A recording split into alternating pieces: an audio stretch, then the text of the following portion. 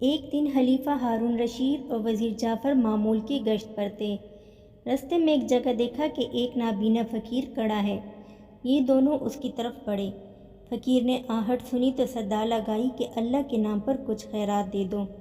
خلیفہ نے ایک اشرفی فقیر کے ہاتھ پر رکھ دی اور آگے چلنے لگے۔ فقیر نے ان کا دامن پکڑ لیا اور کہنے لگا، جس طرح آپ نے مجھے اللہ کے نام پر یہ دیا ہے، اس طرح ایک تھپڑ میرے منہ پر مارے۔ خلیفہ ہارون رشید یہ عجیب سوال سن کر بہت حیران ہوئے۔ خلیفہ ہاتھ چھڑا کر آگے بڑھنے لگے، مگر فقیر نے دامن نہ چھوڑا اور اصرار کرنے لگے کہ میرے منہ پر تھپڑ مارے، اور اگر یہ منظور نہیں تو اپنی اشرفی واپس لے لیجئے۔ خلیفہ نے اس کے اصرار پر مجبور ہو کر اس کے منہ پر ایک ہلکا سا تھپڑ مار دیا اور چل پڑے۔ کچھ ہی دور گئے تھے کہ ہارون رشید کو خیال آیا کہ فقیر نے جو حرکت کی ہے ضرور اس میں کوئی راز ہے۔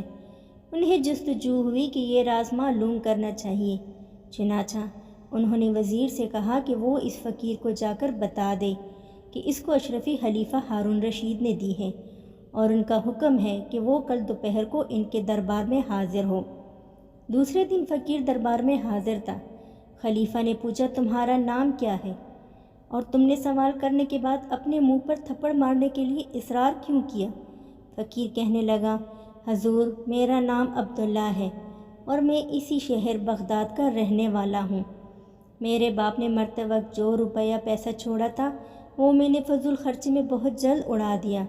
پھر میری بیوی نے مجھے سمجھایا اور اس کے کہنے پر میں نے 2 اونٹ لیے اور تجارت کا کام شروع کر دیا۔ دن گزرتے گئے، اللہ تعالیٰ نے میرے کام میں برکت عطا کی۔ رفتہ رفتہ میری حالت بہتر ہوتی گئی۔ پھر کچھ ہی عرصہ میں خوشحال ہو گیا۔ اب میرے پاس 80 اونٹ ہو گئے تھے۔ ایک دن میں ایک تاجر کا مال بصرہ کی بندرگاہ پہنچا کر بغداد واپس آ رہا تھا۔ راستے میں ایک ٹھنڈی جگہ دیکھ کر میں کچھ دیر آرام کرنے کی غرض سے وہیں بیٹھ گیا۔ اونٹوں کو بھی ان کے پاؤں باندھ کر چرنے کے لیے چھوڑ دیا۔ کچھ ہی دیر گزری ہوگی کہ ایک بزرگ درویش راہ چلتے ہوئے میرے پاس آئے اور سلام دعا کے بعد میرے پاس بیٹھ گئے۔ ہم آپس میں باتیں کرنے لگے، ایک دوسرے کے ساتھ واقفیت ہو گئی۔ پھر ہم نے ایک ساتھ کھانا کھایا، اور اسی دوران بزرگ درویش کہنے لگا کہ اس جگہ کے قریب جو پہاڑی ہے اس میں بہت بڑا خزانہ ہے۔ اگر تم چاہو تو میں تمہیں وہاں لے کر جا سکتا ہوں۔ اگر وہ خزانہ تم اپنے سارے اونٹوں پر بھی لاد دو تب بھی خزانہ مٹھی بھر کم نہ ہوگا۔ یہ سن کر میرے دل میں لالچ پیدا ہوا اور میرا نفس مجھ پر حاوی ہو گیا۔ میں نے کہا، مجھے وہ خزانہ چاہیے۔ بزرگ درویش کہنے لگا، ٹھیک ہے، میں تمہیں وہاں لے جاؤں گا، لیکن تمہیں قیمت ادا کرنا ہوگی۔ تم اپنے اس اونٹوں میں سے 40 اونٹ مجھے دے دو، تبھی میں تمہیں وہاں تک لے کر جاؤں گا۔ میں نے دل میں سوچا کہ اپنے اس اونٹوں میں سے 40 اس کو دے دوں تو بھی میرے پاس 40 اونٹ بچ جائیں گے۔ خزانے سے لدے یہ 40 اونٹ بھی میری 40 نسلوں کے لیے کافی ہوں گے۔ اتنا بڑا خزانہ صرف 40 اونٹوں کے بدلے میں مل رہا تھا۔ چنانچہ یہ سوچ کر میں نے اس درویش سے کہا کہ مجھے آپ کی یہ شرط قبول ہے۔ وہ مجھے اپنے ساتھ لے کر چل پڑے۔ تھوڑی ہی دیر میں ایک پہاڑ نظر آیا۔ جلد ہی ہم اس پہاڑ تک پہنچ گئے اور پہاڑ کے اندر داخل ہونے لگے۔ کچھ دیر چلنے کے بعد بزرگ رک گئے اور کہنے لگے، ہم خزانے تک پہنچ چکے ہیں، اونٹوں کو یہاں بٹھا دو۔ کچھ قدم چل کر انہوں نے کچھ لکڑیاں جمع کی اور روشنی کے لیے آگ لگائی۔ پھر کوئی خوشبودار چیز چھڑک کر کچھ پڑھنے لگے، جس کے مجھے کچھ سمجھ نہ آئی۔ چند لمحوں بعد زمین لرزنے لگی اور ایک جگہ سے پھٹ گئی۔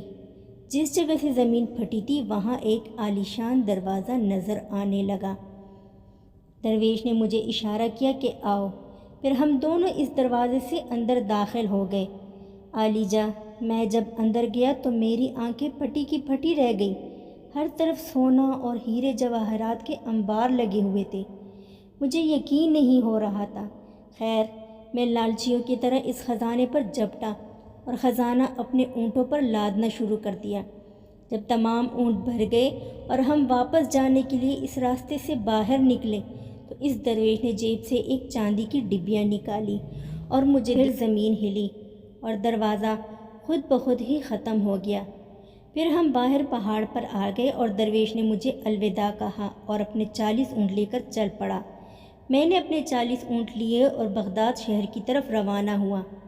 اے خلیفہ ہارون رشید، میں ابھی کچھ ہی قدم چلا تھا کہ میرے دل میں خیال آیا۔ بلا وجہ ہی میں نے 40 اونٹ درویش کو دے دیے۔ اگر وہ بھی میرے پاس ہوتے تو میں کتنے بڑے خزانے کا مالک ہوتا۔ میں نے اس وقت تو یہ سوچا ہی نہ تھا کہ درویش کی وجہ سے مجھے مفت میں اتنا مال مل گیا ہے، اور اپنے 40 اونٹ ہاتھ سے نکل جانے کا افسوس کرنے لگا۔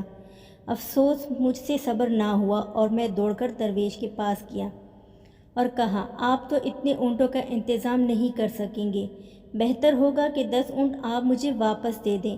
میری زبان سے یہ بات سن کر درویش نے کچھ کہے بغیر مجھے 10 اونٹ دے دیے اور وہ 30 اونٹ لے کر چل پڑا۔ میں 10 اونٹ لے کر واپس آنے لگا تو مجھے پھر خیال آیا کہ میں نے بہت بڑی بے وقوفی کر لی، کچھ زیادہ اونٹ واپس مانگ لیتا۔ اس خیال کے آتے ہی میں پھر درویش کی طرف بھاگا اور آواز دے کر روکا۔ پاس جا کر میں نے کہا، آپ درویش ہیں، 30 اونٹوں کا انتظام کیسے کریں گے؟ میں اس کام سے واقف ہوں، اونٹوں کی دیکھ بھال کرتا رہتا ہوں، بہتر ہے کہ آپ 20 اونٹ اور مجھے دے دیں۔ درویش نے اس بار بھی مجھ سے کچھ نہ کہا اور 20 اونٹ مجھے واپس دے دیے اور 10 اونٹ لے کر چل دیا۔ عالی جاں، میں لالچ میں اندھا ہو چکا تھا۔ میں نے سوچا کہ کسی ترکیب سے باقی 10 اونٹ بھی درویش سے واپس لے لوں۔ چنانچہ میں واپس پلٹا اور دوڑتا ہوا درویش کے پاس پہنچا۔ جو 10 اونٹ اس کے پاس باقی رہ گئے تھے وہ بھی میں نے اسی طرح باتیں کر کے لے لیے۔ اونٹ لے کر واپس آنے ہی لگا تھا کہ مجھے چاندی کی وہ ڈبیا یاد آئی جو درویش نے میرے سامنے اپنی جیب میں رکھی تھی۔ میں سوچنے لگا، اس ڈبیا میں ضرور کوئی ایسی قیمتی چیز موجود ہے۔ جو درویش نے سونے سے بھرے 40 اونٹ کچھ کہے سنے بغیر مجھے واپس دے دیے۔ اب مجھے وہ ڈبیا ہر قیمت پر حاصل کرنی تھی۔ چنانچہ میں ایک بار پھر واپس گیا اور درویش بزرگ کی خوب تعریفیں کر کے اس سے التجا کی کہ وہ ڈبیا مجھے دے دے، لیکن درویش نے صاف انکار کر دیا۔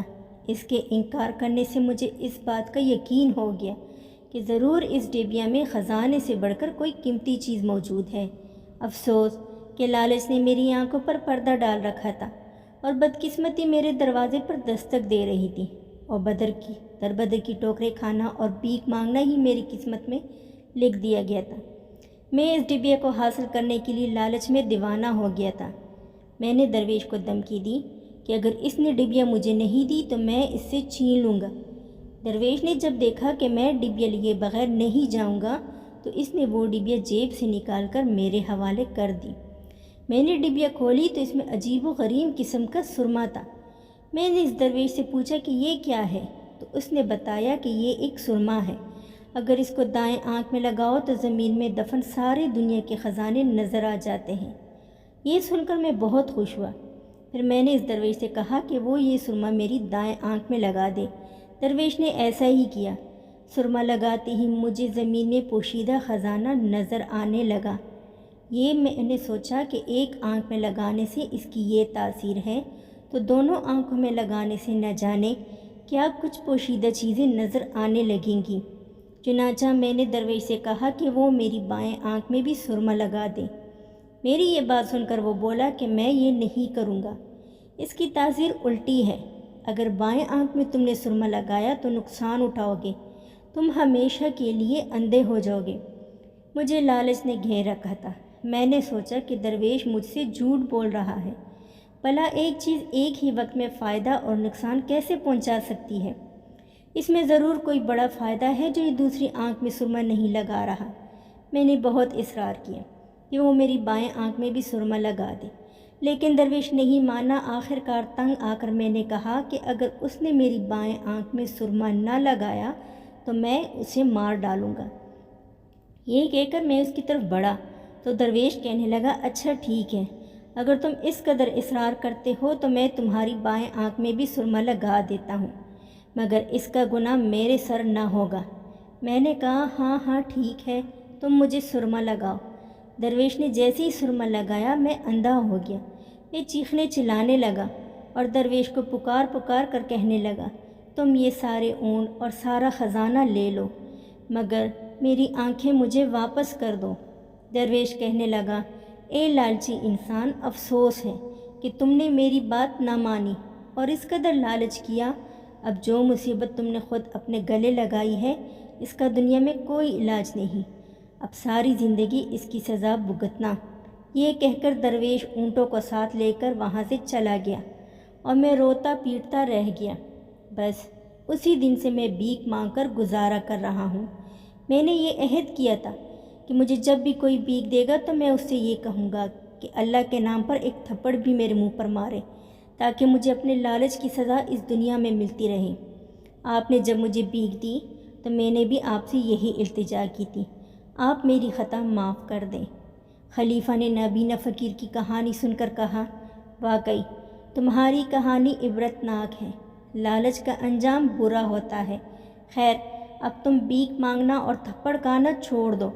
آج سے تمہیں روزانہ شاہی خزانے سے 4 درہم ملتے رہیں گے، جو تمہارے گزر بسر کے لیے کافی ہیں۔